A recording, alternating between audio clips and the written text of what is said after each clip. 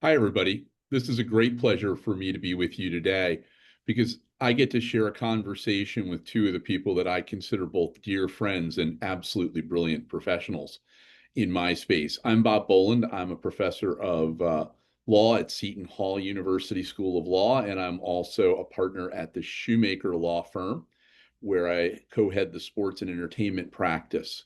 I am somebody who is out in this space every day, working with institutions, individuals, sometimes parents, sometimes athletes, sometimes sports entities. It moves around a lot. And I've encountered both the two guests today over my years and my many travels in this space. I think they are absolutely at the top of their games in this field. I'll start with Carl Ohlson because he's my newer acquaintance, but the more recent professional one. I got the privilege of sharing 5 years as athletic integrity officer with Carl as the head of sports performance and sports psychology at Penn State, working with its 800 athletes. Carl is an extraordinarily accomplished professional in a variety of ways, and I won't do justice to his many accomplishments. But the two things that stand out to me is that Carl, in addition to having attained the rank of lieutenant colonel in the U.S. Army and being a graduate of West Point, headed performance psychology at West Point, helping get soldiers back onto battlefields, helping them lead in difficult situations. And I think he is absolutely one of the most thoughtful people. And I, like many people who've read Shakespeare, I hold my honor cheap when Carl speaks. I had the extraordinary privilege of being his colleague and peer and learned so much from him. I know you're going to today. Dr. Janine D'Anniballe, I've known for longer, uh, and certainly have admired for the span of years that I've known her. I knew her first as a grad assistant in the Tennessee Women's Athletic Department. I followed her through a number of extraordinary endeavors, most incredibly as an accomplished head of a rape and trauma crisis center, and as a counselor in trauma informed counseling and recovery. But Janine has made a parallel switch back to her old profession, and now she leads performance psychology at a little school called the University of Colorado. And for someone like me who works in NIL and around college athletics, we know that the football coach there is a guy by the name of Coach Prime, and certainly an interesting and newsworthy figure. So I wanted to get their thoughts today. And if you're in our audience, if you're going to listen to this later as a podcast, ostensibly, we're joined by the two absolute best in the business, and that's why I'm only having two people on as guests today in a roundtable format. And we really want to help you reach your goals and understanding. This is really a challenged and fraught time around sports. It's a time when private equity is looking at youth sports as big business. It's a time when college athletics, for lack of a better word, is on fire, with its governance structure really undecided and fraught in the courts. We have higher and higher parental expectations. Athletes are making money from their endeavors below the professional ranks at much younger ages through NIL and through other means. And this has really changed the dynamic of how athletes grow, mature, evolve.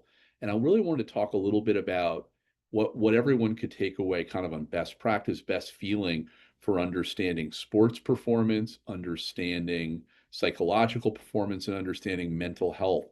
And if you're a coach, a parent, or an athlete, there's going to be something here for you today to listen to. If you're an athletic administrator, you may learn something that will change how you think out of this. Like I promise you that, nothing less than that.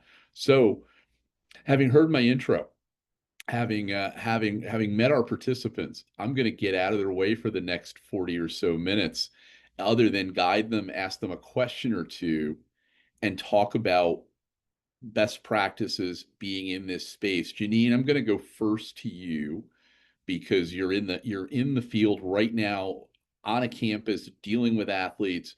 May have seen some today and may see some afterwards.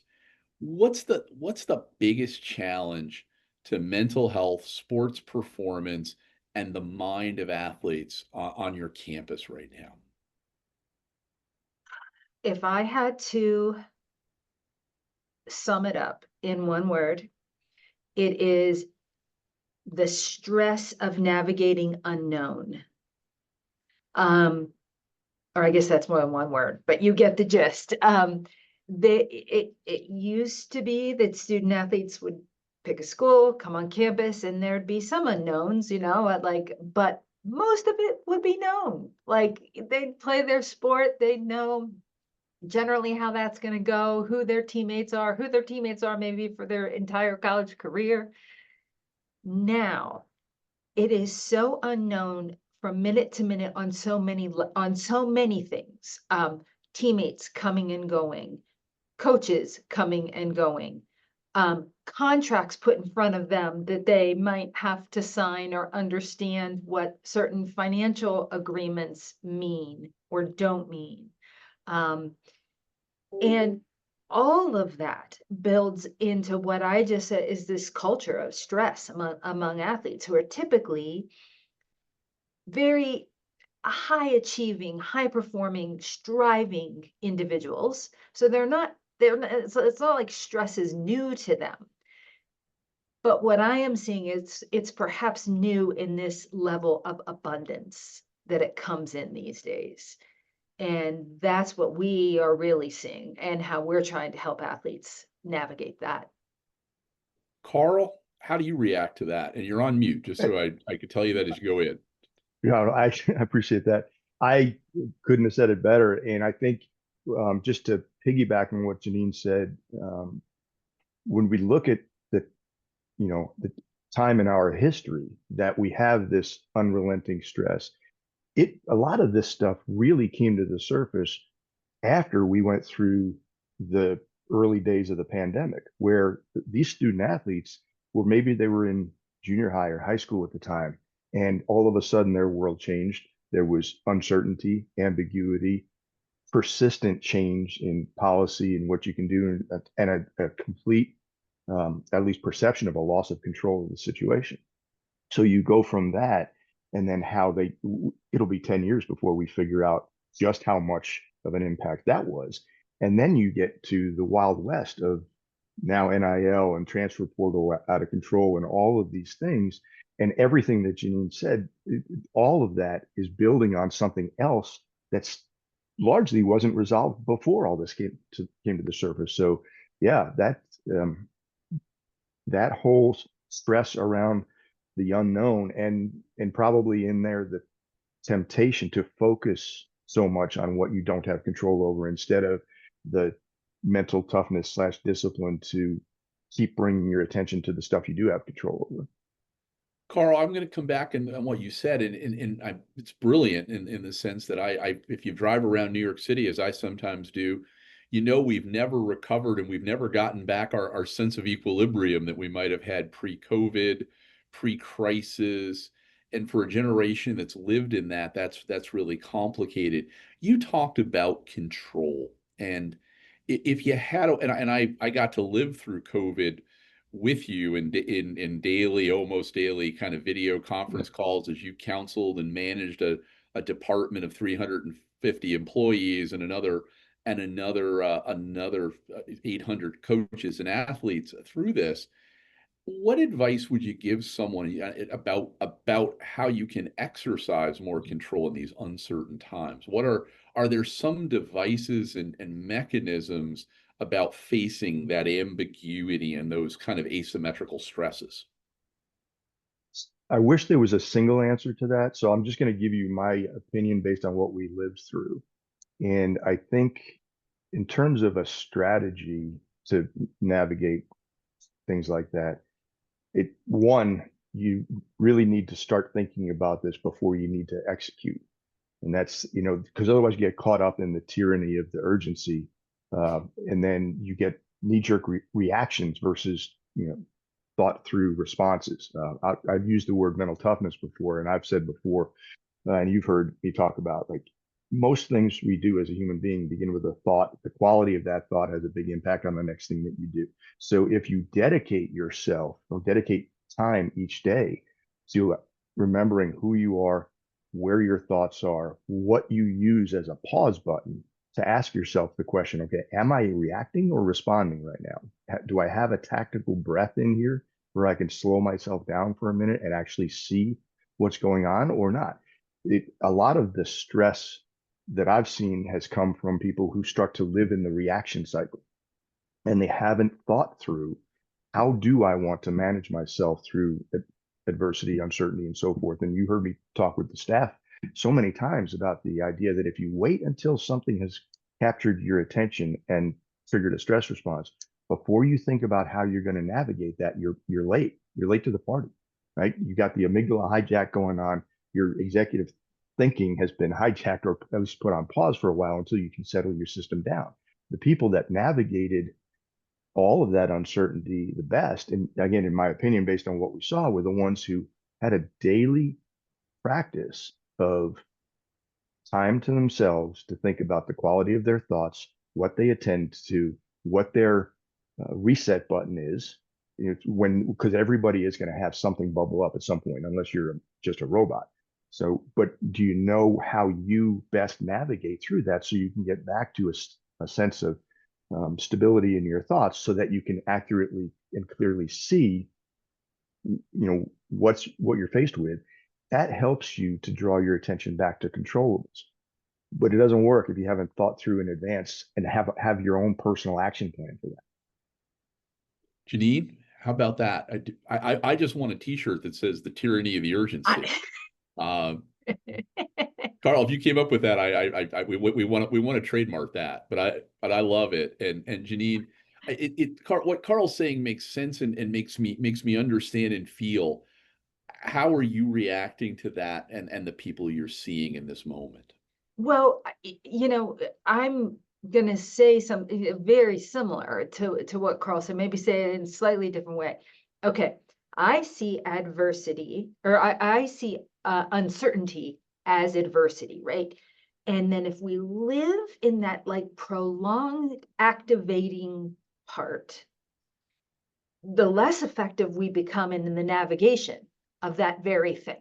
Okay, so I love how Carl is kind of that more contemplative or reflective or taking a step away from something, right? And I know, for lack of a better word, like working with athletes and all of ourselves, I'll use myself. Forget about athletes, I will use myself. Like there's a lot of uncertainty in our department, how we're funded, what are there cuts, are there not cuts? you know, so how can I slow myself down so that I'm not keeping that activation going by living in the uncertainty? In other words, what can I control today? Where can my intention be today? How can I make this program better today? And when I stay in that space, I feel more effective. I also feel like my health is better.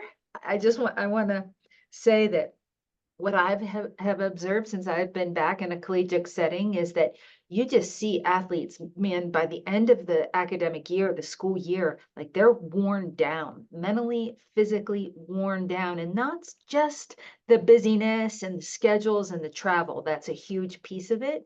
But some is like that more and more unknown. Should I get into the portal? Who's coming in the portal? Is my coach going to leave? See, it's a whole different level of unknown now. And you see that wearing down of our neurobiological systems. And so I think staying in the moment, while it's sage advice, is really hard to do. And especially at someone that developmental age, right, where they want to have the next thing figured out. Carl used the phrase amygdala hijacking, and you kind of referenced it in the same way, Janine. There are things and questions that are coming at us from all along the time. I'd like to talk to you, Janine, a little bit about your experience in trauma-informed counseling. And I don't want to put words in your mouth, but I wanted to see, is being in a state of ambiguity, pressure, desire, does that create kind of permanent scars on us, or are they reversible? How do we deal with that if I've been in 8 years of uncertainty? Yeah, well, my belief is healing is possible and it is reversible. And if someone's coming into this with, say, a developmental history of trauma, maybe childhood trauma, family trauma, they're coming into it, you know, kind of with that neurobiological blueprint, if you will, it's going to be not impossible to reverse, but a little harder to reverse. The treads in the track are just thicker, deeper, right? So, but it is possible to, like, first and foremost, to kind of to feel safe. Like, where does safety exist here? I may not know what tomorrow is, but how can today be safe? And that's where we start. Carl, I want to come to you and not maybe even respond to what Janine said, but you dealt with the toughest of people, the highest of performers in many ways, where life and death was often on the line, or decisions made around it affected life and death. I wanted to ask you, was certainty ever present for those people, the people you treated and worked with and counseled at West Point or in the Army, or were they just better able to deal with uncertain in many ways, or focus better? So I would say that there was very little certainty in a lot of situations. Certainly, yeah, I mean, when you're in a garrison environment, you're not deployed, you're doing some training, there's more certainty because you're mapping out what you're going to do. However, the preparation is all for managing the uncertainty. And I think there's a couple of different things that I experienced in the Army that were really helpful. One was almost an uncertainty inoculation process Mm. where you go through progressive and continuing levels of difficulty, problem solving, and so forth that are basically constructed for you. You just don't know exactly what that construct looks like, and so you're going to be navigating uncertain times regularly. And in the training environment, there is an incredibly detailed debrief process so that to simplify it, I'll steal this from one of my colleagues, Dr. Nate Zinser. I steal a lot of things from him because he's really smart. But he would always talk about in a debrief, what, so what, and now what? Right? So what did we experience? What does that mean? What do we do next based on what we've learned? It's a simplistic way of capturing a very complicated conversation. You need to be able to delve deeply into what you experienced, why you experienced it, what you learned from that, and then you start to build a plan for the next, how you navigate the next uncertainty. As this is part of a culture, it becomes easier over time to get better. No, I don't think anybody's ever perfect because you can't predict the different ways, all of the different ways that you can get surprised. But it gives you a foundational part of your identity. And this is where, both in the military experience and what I was advocating for our coaches, is decide before you need to decide that part of your identity is that you're really good at problem solving under pressure. And when you talk to yourself in that way, and the language we use when we talk to ourselves means so much, if you can get on the front end of that and build in as this is how I take care of business, then you get surprised and your first response would be, okay, now let's go. Right? So, but if you wait until you get surprised before you think about how are you going to navigate surprise, it doesn't end well. Janine, you're treating people, athletes, coaches, you're counseling them, you're working with them, you're kind of have an assessment and a look in. Carl, you're not far removed from a university context, and you have private clients that you work with. You help people in this space. Can you lay out what we're seeing in the field right now, Janine? What's the present state of athletics at a high performance level, at a slightly less level, from the perspectives of the participants, the coaches, and other stakeholders?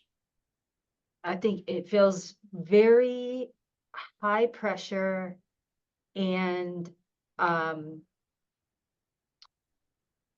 well, let me break that down because it's a little different with athletes and coaches. Coaches, I think, more than ever, are feeling so much pressure and the need to compete in this financial realm with against programs, the big of the big, the rich of the rich, right? And and feel a sense of futility of like, I know I can't, there's this great player, but I'll never be able to get her. I'll never be able to recruit that player, never in a million years. We used to be able to recruit on our team character, our scheme. We used to be able to recruit on Boulder, Colorado. We used to be able to recruit on all these things. And like, that's not what they can always recruit on now. So that, I think that just leads to a lot of pressure and a sense of like a little futility. Like no matter how much I work, I don't know how to impact that. Right? Like that. So again, maybe the theme is a lack of control there to a certain extent. Athletes feel that lack of control kind of in a different way. Like I don't know what's going to happen. I don't know if my team's going to be here, my coach is going to be here. What I see, Bob, which is really interesting, is that sometimes like there's even a lack of control. Like, what's my family going to tell me? Is my family now going to tell me, well, you should go in the portal because there's much more opportunity for you there, right? And I don't want to go in the portal because I actually like my team and coach and I like my roommate.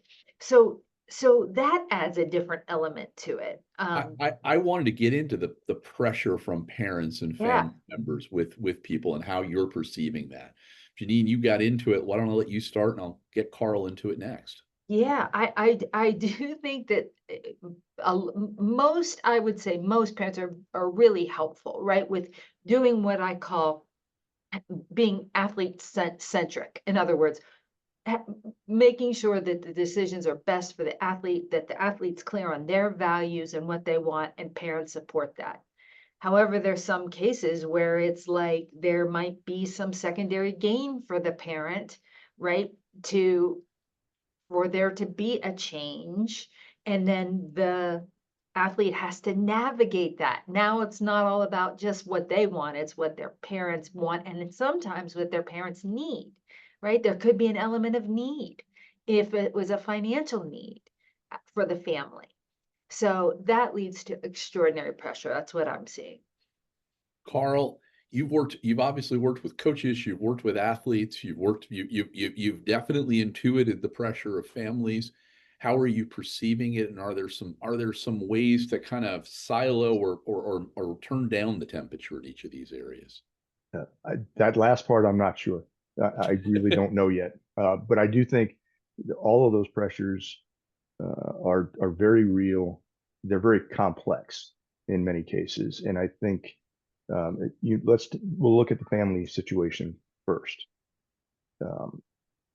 Generally speaking, parents would like the world to be better for their kids than they had, and that, I think generationally we've had that. We don't necessarily know what that looks like. And especially now with all of the different options that are out there for the student athletes. I think most of their delving into helping in the process, or their version of helping in the process, is coming from a good place. But they want better for their kids. I think we need to remember that. Generally, they want better for the families as well, and there's some very practical realities in socioeconomic status and so forth, family health, et cetera. I think that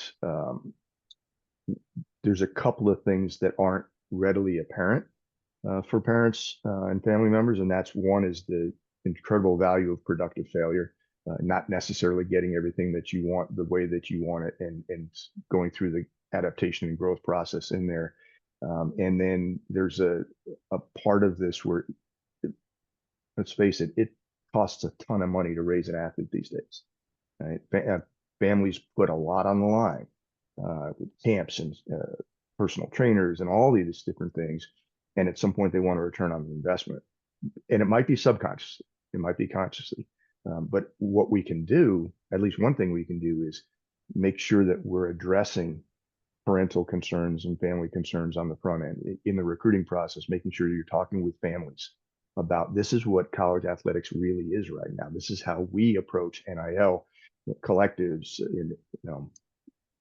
and because if you assume the parents are going to see the world the same way that you see it as a coach or an administrator, we know what happens when you assume. And they're going to be in part of the process anyway. So bring them in close. I think a mistake that I've seen made many years ago is the coach kind of giving the Heisman to the parents and like, they're athletes now here.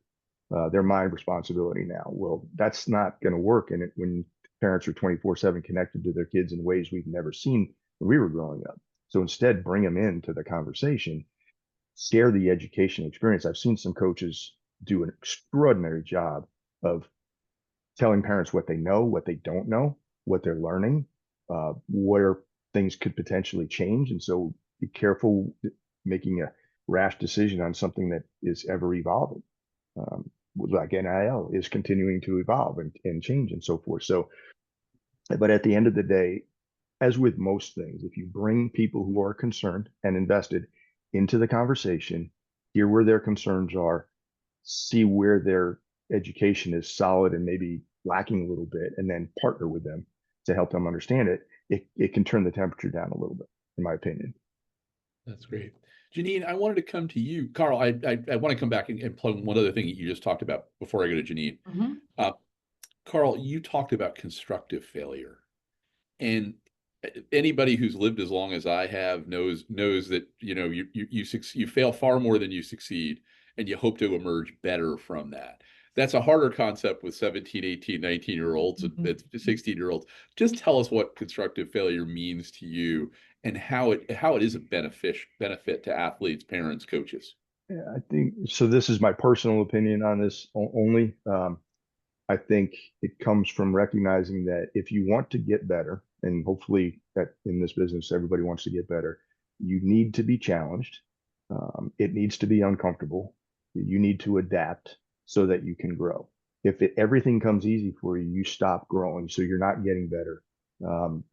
Putting yourself in challenging situations, trying it, whether it's a new workout, a new approach to training, recognizing that the way you were coached before isn't necessarily appropriate for the next level, and that your coaches are intentionally putting you in situations that are going to challenge you so that you can problem solve rapidly over time, much like what I was mentioning with the Army training. And then in the debrief process, film sessions, and so forth, those are learning opportunities. If you never make a mistake in practice, it's going to happen to you in a big moment. We don't want that. We want in the big moments, you to be able to see the situation for what it is and problem solve. I think when you have as part of your team culture, like we value making mistakes that reveal what you don't know yet, so we know what to coach you on. Janine, I'm sorry I cut you off with a prior question, and Carl also had hit on the idea of the youth sports military industrial complex and how big it's become. But you're dealing a lot with athletes, and they're expressing fears and they're expressing concerns to you. Some of it as it affects their performance, some of it as affects their identity, some of it as affects them economically, some of it as it affects them psychologically. How do you draw a line today between the athlete as a competitor, a participant, a student, and their mental health? How do we know which category is or which light is blinking today? Oh my gosh, I don't know. I don't know. I can say that the lines are all connected. I can say that, right? They're clearly all connected. We know that an athlete having any mental health struggles, that's going to show up some way or another in their performance. An athlete struggling in performance is going to impact mental health. I mean, we know the line is connected. But here's what gives me hope. Let's see if I can articulate that. You have more opportunities with student athletes than for the point of intervention. So for instance, maybe things are not going well personally, and like maybe with their family issues or relationship issues or even academics, but they have a huge protective factor in that their sport. If they can go out and enjoy and play their sport, maybe do good at it, but at least get some joy, that can actually improve the line back in the other direction, right? So you have a huge protective factor with athletes. That's why right? I work in an embedded counseling center at the University of Colorado. We have a counseling center on campus here. we see as a general rule amongst our athletes less acuity than that counseling center does. And my belief is because we have a lot of protective factors built in, right, as student athletes. So while the lines can all be blinking and there can be concern and we work on them, I'm also very aware that we can use sport as a protective factor sometimes. Carl, the sport become a way both to identify and then to approach some help or a helpful process? Is it an avenue for helping identify some of the concerns? I think so. And this is just an opinion, Carl. I would love to know what you think about this, but here's one opinion. Um, it's much easier for someone, to a student athlete to say, hey, I want to come talk to you because, I'm just not really feeling real confident on my free throws right now. Like I get to the line, I start to tense up, and that's an easier thing to identify than it is to say, hey, Janine, I want to talk to you about some childhood abuse that I experienced when I was 10, right? But if we start with saying, okay, let's talk about what's going on in your mind and in your body from those free throws. And that's our entry point, right? That's our entry point. It's a way to seek services. It's a way to develop the relationship with somebody like me and realize I'm not that scary. Actually, I like basketball a lot and I can help you on the free throw. And maybe I could be helpful to this other stuff that also maybe is part of your picture too, clinically. So it's a way in. Carl, how about that? What's your thought? Yeah, absolutely. And it also is a way of demonstrating respect for what is really important to the athlete in that moment.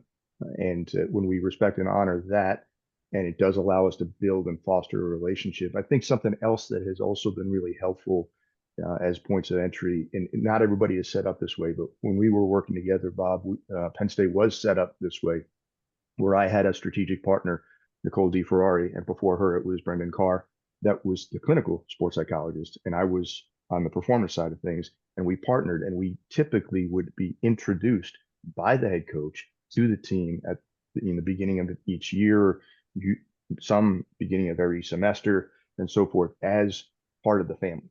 Right? And the coach is normalized. Like we think seeking assistance is a great sign of strength. That can be going to see the strength coach, going to see the nutritionist, going to see the performance psychologist, going to see the clinical psychologist. It's all resources here for you. And Janine, I completely agree with that. There seems to be at least more awareness and intentionality within athletics that you have all of these extra resources that other people don't have. And when the coach, and this is really any leader in any situation, when the leader normalizes something and demonstrates it as a sign of strength, it changes the tone. And then when that is reinforced and it's obvious that it's true, when an athlete says, hey, I think I actually do want to go seek assistance in some way, and the coach is encouraging, then it makes it safer and easier and so forth. And over time, you start to build these relationships that you're just part of the fabric, just like the athletic trainer is. And then you can learn a lot and you can really make a big impact. Mm-hmm. I'd like to ask you both a little bit. This is to give you a personal soapbox for a minute. Mm-hmm. If you could share something that you've seen or see with coaches that could make them a bit better today. And it doesn't have to be a panacea. And Carl, you're nodding, so I'm going to go to you first. But what advice would you share with coaches out there today, based on all the things you see? What would share your best piece of advice? So this is my bias coming from the performance psychology side of things. Virtually everything that we do in life is a performance, if we choose to look at it that way. That means we can leverage all of the skills that we talk about in performance psychology. Confidence as a practicable skill, self-talk, visualization, um, energy management, attention control, all of these things, communication, and more. The umbrella term that I use especially when I'm talking with coaches and other leaders, is composure. The ability to know yourself and to regulate yourself, because it influences in so many tangible and intangible ways, everything around you. Right? Nobody really feels comfortable following somebody who's losing their mind. It is comforting to follow somebody who is faced with adversity and just seems to keep it all together. That and a point of confusion sometimes on this is, I'm not saying you need to be stoic. You could be fiery and demonstrative if that's who you are. Like, be you. You don't have to be a robot. I've seen coaches that are tremendously good at composure that are very stoic, and others that are very expressive.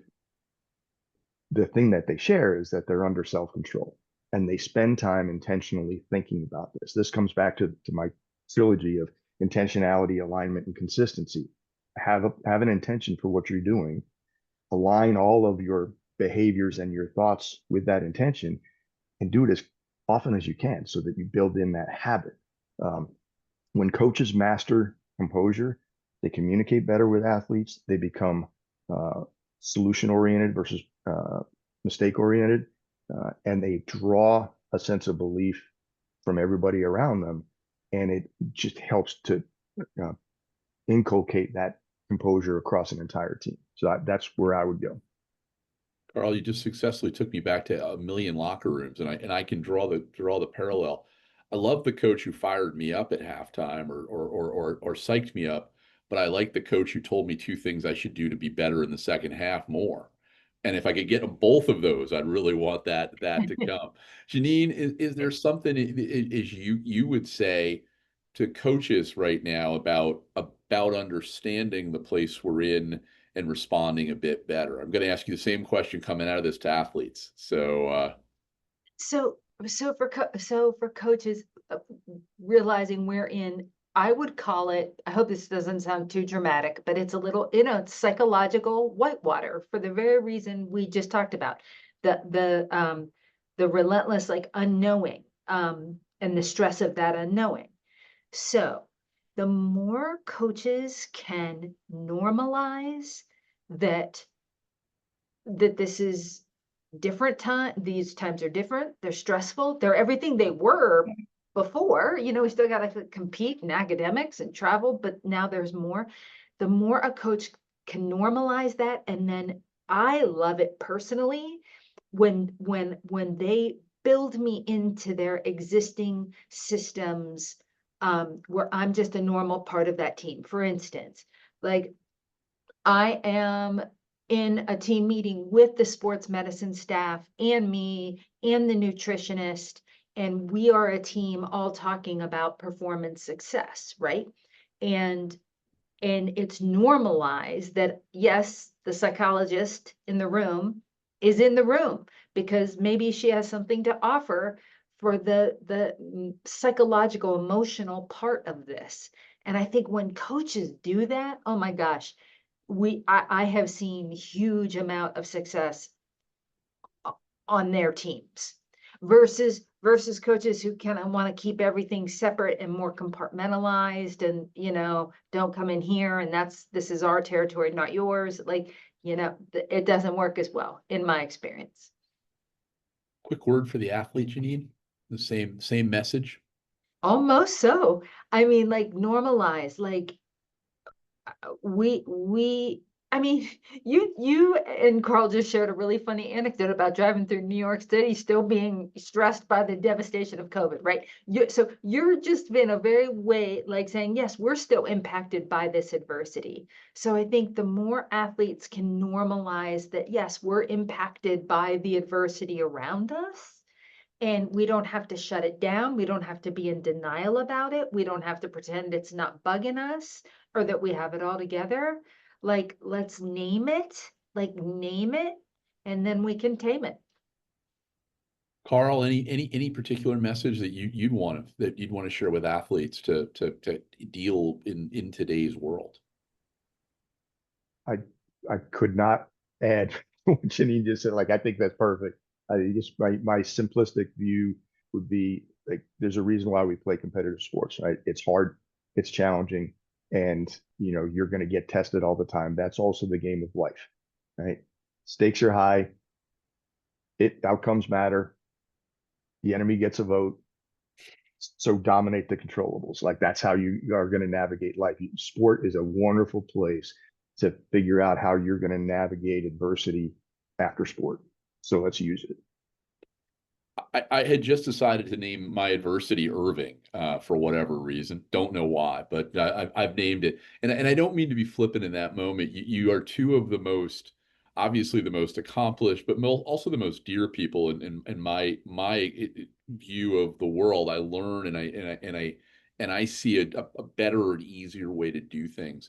What brings you joy in this space right now in this moment? What in the 5 minutes we've got, what brings you a sense of accomplishment and joy in each day in this space? Oh, I mean, I can go first. As I can almost tear up thinking about that question. Just it is getting to bear witness, to walk with an athlete and see development through what starts as like maybe fear, self self-loathing, self-judgment, um, to confidence, to self-compassion, to, and it might even get to the big one, self-love, right? But to me, that is why, that's my why of getting up every day and being so inspired by athletes who are on their journeys with that. Carl? Yeah, I think when you see people take ownership of their journey, it is just it's really exciting to be around. And in addition, you can tell that they've taken ownership of their journey when you see what they do next. So there's not a month goes by, and I left the athletic department 3 years ago. There's not a month goes by that I don't hear from an athlete or a former athlete about either how they're applying what they learned as we did life together in professional sport or in the courtroom or in the operating room. And it usually starts with, you're not going to believe it, but of course I could believe it because we talked about these are skills for life. They always talk about like, I feel so good about what I'm doing as a fill in the blank professional because I'm using all of those same self-regulation skills. I'm just applying them in a different way and it's fun. And like that, when you get that, it makes you, I wish I could go back 20 years and start this all over again, just to have those moments more. You've described so many of the things that we as former athletes who didn't make the medal stand or win a national title take with us every day through our lives and lead us happy. I wanted to get your reaction to something. I read a study recently about happiness and the idea of it. It was an Olympic study that was done over longevity and with some serious rigor. But I'm going to boil it down into a very simple phrase. Gold medalists are often miserable after the medal is awarded. Silver medalists are miserable on the medal stand and thereafter, and bronze medalists are the happiest. And and Wow. and you both have touched on it in a way. A bit of a successful athletic career may not lead you to a gold medal. It may not lead you to a silver medal, but it may lead you to a greater understanding and effectiveness and purpose in your life. Can you give us a thought on that? And whether bronze medalists are really happy? I don't know. I never heard that. That I'm still processing that. I mean, I can see It's an it. Arthur Brooks quote. I So mean, yeah. I mean, because like there's, I think to me it's like refine. It's like defining what success is. It success doesn't look just one way. It doesn't look like always the top, and it's not failure to be bronze. It's just different. It's a different. So that's how I'd see that. I think that's a great. I'm going to frame that one too. Success doesn't look just one way. Carl? I think success is, to me, it's going to be those stories that you tell when you get together with your teammates 10, 20 years later, or when you're sitting around a campfire with your buddies and you're talking about the adversity you went through, or even poking fun at each other a little bit. I've never been around people that are gathered 10, 20, 30 years later and they were talking about awards and medals or anything. It was about the process, the journey, the brotherhood and sisterhood, the family, right? And those things. And I think, what we've seen, great coaches foster that sense of family it's not short term. Like they once you're part of the family, you're part of the family forever. And doesn't mean they're not going to be hard on you. Just like a parent is going to be hard on you, so that because they see your potential. But those become the memories that are the real success. There's so much more that I want to cover with the two of you. I'm going to ask you to promise and come back, and we'll have a second part of this conversation, or maybe even a third part around specific topics. But I have to end today with this. This will be up on Culture and Sports website. Culture and Sports is dedicated to doing good things in sports, to the best of things based on better and improved culture for athletes, for coaches, for parents, for the people that love it and see change through it. And that's what we're trying to do. Thank you, Janine. Thank you, Carl, for joining us today. Thank you for sharing your wisdom, and thank you for listening.